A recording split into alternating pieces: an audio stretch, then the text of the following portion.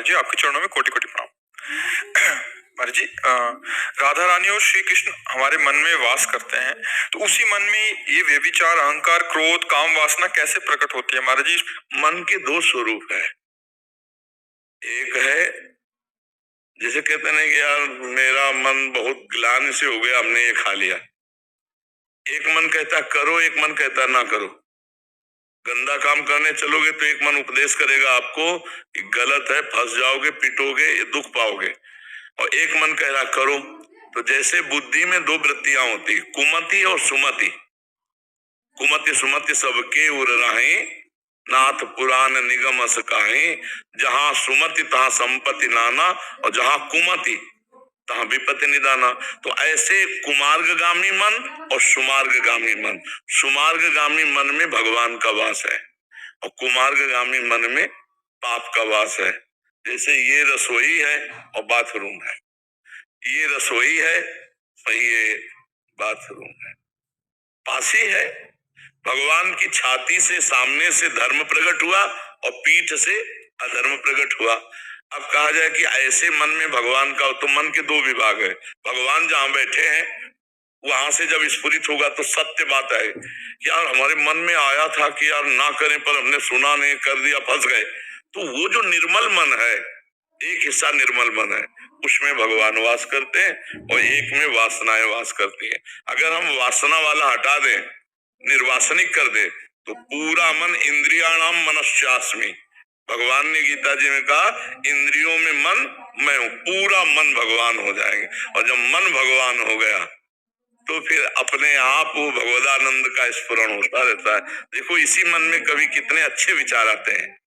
तो वो जो अच्छे विचार आते हैं, यही विचार तो आपको यहाँ लाके बैठा ले, मन ही तो लेके बैठा ला और मन ही गंदे आचरण करवा देता है। तो मन के दो विभाग है। अच्छे विभाग वाले को आप सपोर्ट करो और बुरे विभाग वाले को आप डांटो और रोको और धीरे धीरे पूरे मन को अच्छा कर लो। यही तो साधना है। निर्मल मन पूरा कर लिया तो भगवान पूरे में प्रकाशित हो गए। अभी छुपे बैठे हैं। मन के दो विभाग है, एक गंदा मन, एक अच्छा मन। तो अच्छे मन को बढ़ावा देते हुए गंदे मन को धीरे धीरे पूरा अच्छा कर लें, सब काम बन जाए। समझ में आ रही बात आपकी? श्रीनिवास जी दिल्ली से। राधे राधे राधे महाराज जी, आपके चरणों में कोटि कोटि प्रणाम। महाराज जी, अद्वैत वेदांत के संदर्भ में एक प्रश्न है, क्या ब्रह्माकार वृत्ति एक ही बार उदय होती है जब ज्ञान की निवृत्ति होकर ब्रह्म ज्ञान होता है, अथवा बार बार उदय होती है जब उसका ध्यान के समय जो उदय होती है उसका अभ्यास के द्वारा परिपक्व अवस्था लाई जाती है? जैसे आपने जो वस्तु जानी,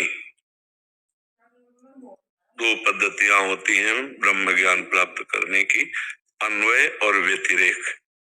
व्यतिरेक पद्धति में ब्रह्म सत्यम जगन मिथ्या। जगत में तीनों शरीर हैं, स्थूल शरीर, सूक्ष्म शरीर, कारण शरीर मिथ्या है। आप नहीं हो, आप इनके दृष्टा हो, साक्षी हो। तो आप अपने स्वरूप की तरफ लौटोगे इनको मिथ्या करते करते, तो हमारा सत्य सच्चिदानंदमय स्वरूप है। फिर जब वहां से हम दृष्टि डालेंगे तो जिसे हम कह रहे थे मिथ्या, वो भी सर्वम खलमिदं ब्रह्म अन्वय है, व्यतिरेक नहीं है। यहाँ से शुरुआत होती है लेकिन स्थिति है में होती है, सर्वम खलमिदं ब्रह्म। अब हमारे सामने जैसे हम स्वप्न देखा और जगे तो पक्का चला कि झूठा है। अगर भयावह हुआ तो स्वप्न में देखा कि चोर डाकू आए, मार रहे पर, तो खिड़की देखी जाती है।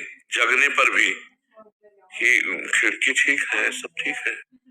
वो जगा हुआ भी काफी समय तक स्वप्न का प्रभाव पड़ता है। समझ रहे ना? सुखद या दुखद, तो जग चुका है, उसे ज्ञान हो चुका है कि मैं ब्रह्म हूं, पर स्वप्न का प्रभाव है। अभी अभ्यास में अगर नहीं रहेगा तो स्वप्न उसे बाधित करता रहेगा, जगत उसे बाधित करता रहेगा। वो कच्चा ज्ञानी है। आत्मज्ञान होना और आत्म तत्व में स्थित होना दोनों अलग बात है। तो ज्ञान तो एक बार हो गया, लेकिन उसमें स्थित होना।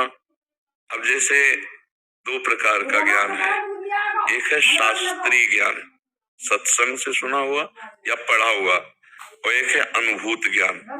तो श्रद्धावान लभते ज्ञानम, श्रद्धावान को संतों के द्वारा, शास्त्र के द्वारा ज्ञान प्राप्त हुआ।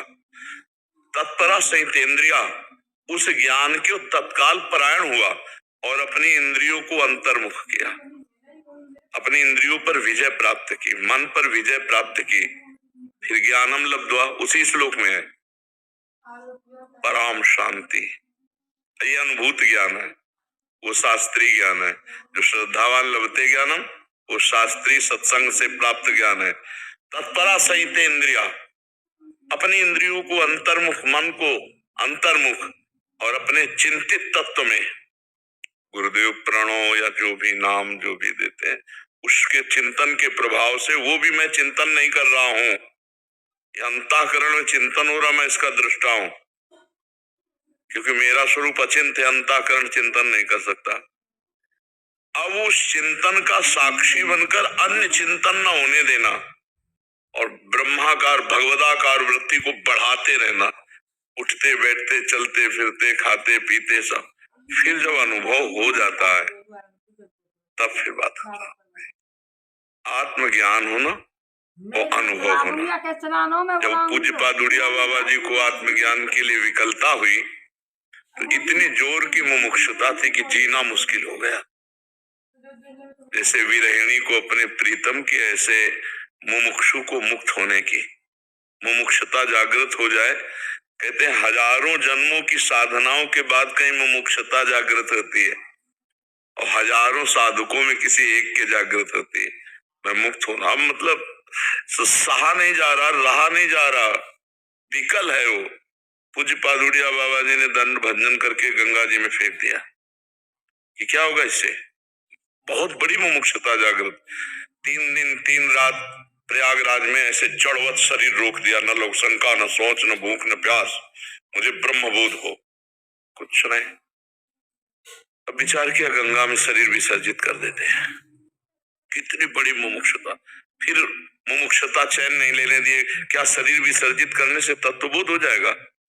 एकदम फिर उठे वहां से। एक भगवान शंकर का मंदिर गंगा किनारे था, उसी में जाके ऐसे अश्रद्धा पूर्वक डेहरी पे सर रख दिया और लिंग पर चरण रख दिया। और मतलब घोर मुमुक्षुता, मतलब उसको तो वही जानता है जिसके अंदर जागृत होती है।